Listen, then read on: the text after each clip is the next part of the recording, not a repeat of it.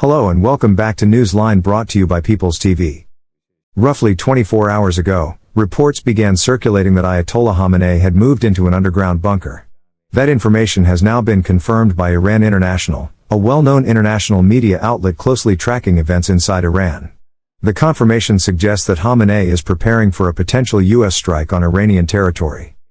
At the same time, the Times of Israel, citing a separate report, stated that two anonymous senior officials from Iran's health ministry have disclosed that the death toll has now surpassed 30,000. While earlier unofficial claims suggested this figure was reached over a 48-hour period, newer indications point to the number being exceeded in a significantly shorter time frame, possibly within just a few hours. Even international human rights organizations that are often perceived as pro-Palestinian, including Amnesty International, are paying close attention to the unfolding crisis. Iran's ruling elite appear to have reached a stage where their violent, self-serving agenda can no longer be hidden from the international community. These deaths clearly reflect the murderous intent of the corrupt clerical regime ruling Iran. Information continues to leak out despite a nationwide internet blackout, exposing the scale of the violence. Unfortunately, mainstream media has been slow and cautious in reporting the true figures, with most outlets still placing the death toll below 10,000. In contrast, both the Times of Israel and Iran International have now confirmed that the number of deaths has reached 30,000, pointing to a far graver reality than what is being publicly acknowledged.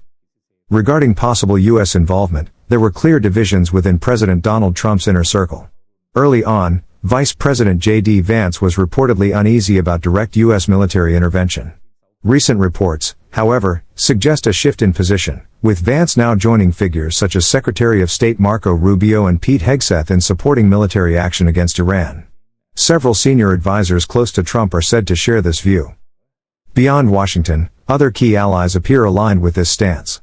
Official sources indicate that both the United Arab Emirates and the United Kingdom view military action as justified. While the UAE may not fully endorse such a move in principle, existing defense and security agreements effectively compel its support. The UK has already deployed troops to the Middle East, signaling its readiness. Meanwhile, protests have erupted in cities such as Oslo and Sydney, where members of the Iranian diaspora are demonstrating against the Ayatollah regime and demanding justice for Iranians living under its rule. Reports indicate that the IRGC has taken up positions across Iran as Ayatollah Khamenei retreats into an underground bunker. At the same time, Iran's central government has convened regional governors and issued clear instructions focused on propaganda. They have reportedly been told to push a false narrative claiming that most of the dead protesters were terrorists or foreign agents who entered Iran to incite unrest. This strategy, however, appears to be backfiring. Several officials within the Iranian government itself have reportedly objected to this narrative, exposing growing fractures inside the regime. Adding to the internal dissent, Hassan Younisi, the son of former intelligence minister Ali Younisi, has publicly condemned the regime in a post on X, signaling that opposition is now emerging even from within the families of Iran's power structure. Meanwhile, the daughter of a senior Iranian official who played a key role in the regime's crackdown has been dismissed from a U.S. medical school. As reported earlier, she is Fatemeh Ardashir Larijani, the daughter of Ali Ardashir Larijani, a senior advisor to Iran's supreme leader Ayatollah Ali Khamenei. She had been serving as an assistant professor at Emory University's medical school, where she taught hematology and medical oncology at the prestigious institution in the southern United States.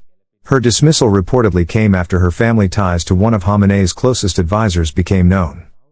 This development is significant because it increases direct pressure on the regime.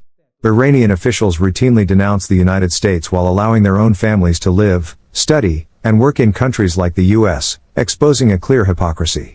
As a result, Iran is now under mounting pressure on two fronts: internally, from widespread dissent and fractures within the system, and externally, from growing international scrutiny and consequences that are no longer confined to rhetoric alone. If this report helped you see the situation on the ground clearly, don't keep it to yourself. Like, share, and subscribe to People's TV, where truth has no agenda, and facts speak louder than spin. Subscribe us for more details.